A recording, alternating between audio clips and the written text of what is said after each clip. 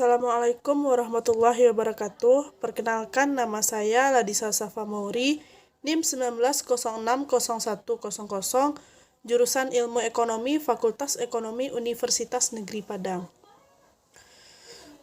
Di video kali ini saya akan menjelaskan mengenai materi sejarah pemikiran ekonomi, yaitu mengenai aliran sejarah historis dengan dosen pengampu Bapak Dr. Alphon Satrianto, SEME.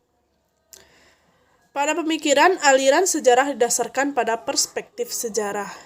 Nama aliran sejarah diinspirasikan oleh keberhasilan metode sejarah dalam bidang-bidang hukum dan bahasa. Oleh segolongan para pemikir Jerman sendiri, ada yang menamakan aliran sejarah sebagai aliran etis, untuk menunjukkan ketidaksenangan mereka pada paham hedonisme klasik. Baiklah, kita masuk pada pembahasannya. Yang pertama yaitu serangan terhadap metode klasik.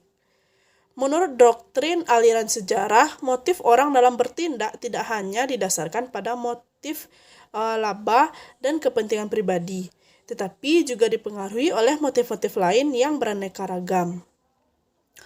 Dalam pandangan kaum klasik sendiri, perekonomian sebaiknya diserahkan pada kekuatan pasar. Setiap orang dibebaskan berbuat apa demi kepentingan masing-masing. Melalui invisible hands akan tercipta suatu harmoni secara keseluruhan. Pakar-pakar sejarah menilai itu terlalu mekanistis. Pemikir aliran sejarah menghendaki agar kegiatan masyarakat dilandaskan pada suatu sistem menyeluruh yang mencakup semua organisme dalam kehidupan bermasyarakat sebagai suatu keseluruhan. Pemikir aliran sejarah tidak setuju dengan anggapan klasik dan neoklasik bahwa prinsip ekonomi berlaku secara universal. Keadaan ini disebabkan prinsip-prinsip ekonomi juga dipengaruhi oleh adat istiadat, tradisi, agama, nilai-nilai, dan norma-norma lingkungan setempat. Kaum klasik menggunakan metode pendekatan deduktif, sedangkan menurut para pakar aliran sejarah, metode deduksi ini dinilai terlalu abstrak dan terlalu teoritis. Yang beberapa postulat kemudian mengklaim bahwa pemikiran-pemikiran mereka berlaku umum, yaitu universal. Untuk mengatasi kelemahan metode klasik tersebut, pemikir-pemikir aliran sejarah menawarkan metode induktif historis. Dengan metode induktif historis, mereka mengumpulkan kenyataan ekonomi dari sejarah dan kemudian diambillah kesimpulannya secara umum. Kemudian yang B yaitu tokoh-tokoh dari aliran sejarah sendiri. Yang pertama ialah Friedrich List tahun 1789 sampai 1846. Salah satu buku List yang sangat terkenal adalah The Nation System of Political Economy, International Trade Policy and the German. Dalam buku tersebut, List menyerang pakar-pakar klasik yang disebutnya sebagai kosmopolitan sebab mengabaikan peran pemerintah. List mengatakan bahwa kita bisa mengambil kesimpulan tentang perkembangan masyarakat dan data sejarah. Setiap kelompok masyarakat pada umumnya melewati tahap-tahap sejarah sebagai berikut.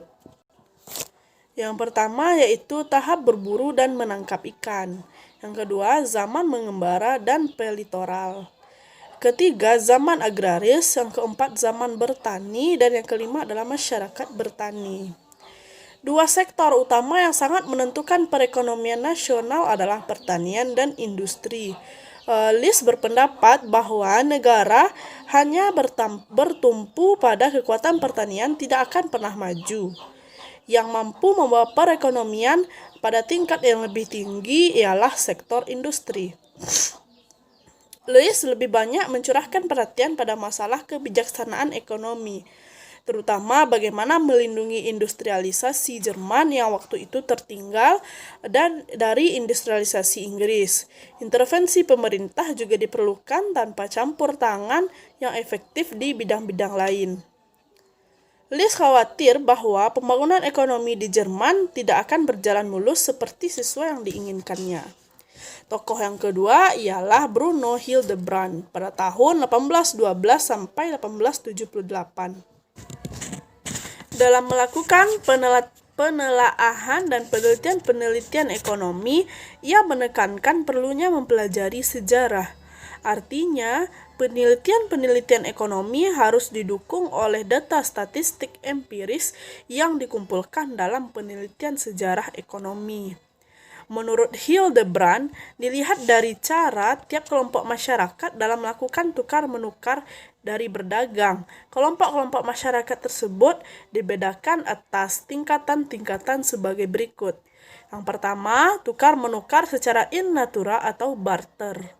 2. Tukar-menukar dengan perentaraan orang. Kemudian, tukar-menukar dengan menggunakan kredit.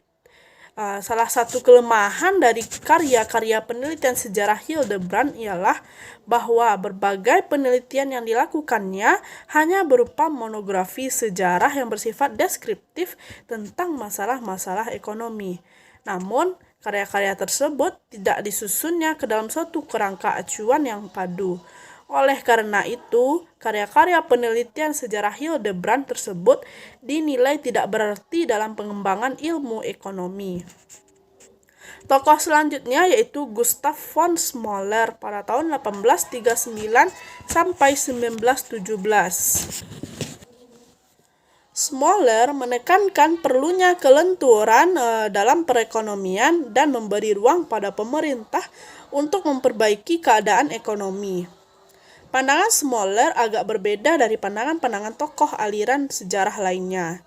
Jika tokoh-tokoh lainnya menghendaki berbagai kebijaksanaan di bidang ekonomi, Smoller menghendaki agar kebijaksanaan untuk meningkatkan kesejahteraan kaum buruh. Kemudian, untuk mencapai tujuannya, Smoller berserta rekan-rekannya mendirikan sebuah forum untuk menghimpun pemikiran-pemikiran untuk menghadapi berbagai masalah ekonomi dan sosial. Salah satu keberhasilan pertemuan-pertemuan untuk menghimpun masukan bagi pemerintah ini adalah dengan diberlakukannya undang-undang untuk melindungi kaum buruh dan dari penindasan para kaum pengusaha. Tokoh yang keempat dalam aliran historis ini adalah Werner Sombart pada tahun 1863 sampai 1941. Salah satu hasil penelitian Sombart yang cukup atau sering dikutip salah satu penelitiannya tentang tahap-tahap perkembangan kapitalisme. Hasil penelitiannya mengatakan bahwa pertumbuhan masyarakat kapitalis sangat erat kaitannya dengan pertumbuhan masyarakat. Ia juga mengatakan bahwa pertumbuhan masyarakat kapitalis dapat dibedakan berdasarkan beberapa tingkatan. Ada 4 tingkatannya. Yang pertama, tingkat prakapitalis. Yang kedua, tingkat kapitalisme menengah. Ketiga, tingkat kapitalisme akhir. Dan yang kapitalisme tinggi. Yang keempat ialah tingkat kapitalisme akhir. Pada tingkat prakapitalisme, kehidupan ekonomi masih bersifat komunal. Struktur sosial masih bersifat kepertanian, kebutuhan manusia masih kurang rendah, uang belum dikenal, motif laba maksimal belum nampak, dan produksi hampir seluruhnya ditujukan untuk diri sendiri. Kepada kapitalisme menengah, walaupun masih bersifat komunal, telah mulai memperlihatkan ciri-ciri individualistis, struktur pertanian industri mulai berkembang, masyarakat sudah mengenal uang, motif laba pun sudah tampak, produksi selain untuk diri sendiri juga sudah mulai produksi untuk pasar. Pada kapitalisme tinggi, masyarakat komunal mulai hilang, produksi untuk pasar, dan motif laba itu mulai kelihatan. Yang terakhir kemudian adalah kapitalisme akhir. Sikap individualisme yang sangat tinggi, tetapi kepentingan masyarakat tidak diabaikan. Industri meluas ke pasar modal. Di samping uang kartal juga mulai dikenal uang giral. Motif laba maksimal sangat tinggi. Produksi pun dilakukan untuk pasar. Yang kelima ialah Max Weber pada tahun 1864 sampai 1920. Dalam bukunya, ia menjelaskan bahwa ada pengaruh nyata ajaran agama Protestan terhadap perilaku dan kemajuan ekonomi. Perilaku ekonomi kapitalis menurut Weber bertolak belakang dari harapan keuntungan yang diperoleh dengan mempergunakan kesempatan bagi tukar-menukar yang didasarkan pada kesempatan mendapatkan keuntungan secara damai. Kemudian tokoh aliran historis yang keenam ialah Henry Charles Carey pada tahun 1793 sampai 1879. Seorang pimpinan gerakan proteksionis dari Amerika Serikat. Dalam salah satu karyanya, dia menekankan perlunya diversifikasi industri untuk menciptakan lapangan pekerjaan lebih luas.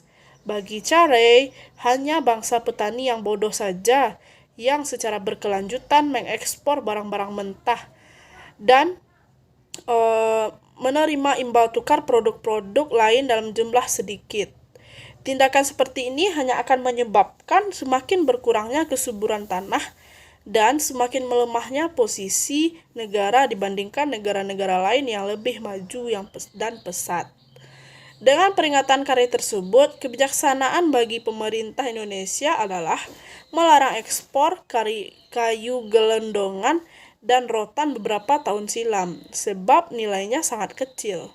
Nilai tambah yang lebih besar bisa diperoleh dari bahan-bahan mentah seperti kayu gelondongan dan rotan tersebut dibuat menjadi produk jadi baru diekspor agar mendapatkan nilai tambah. Baiklah, demikianlah penjelasan saya pada video kali ini. Salah dan janggal mohon dimaafkan. Sampai bertemu di video selanjutnya. Assalamualaikum warahmatullahi wabarakatuh.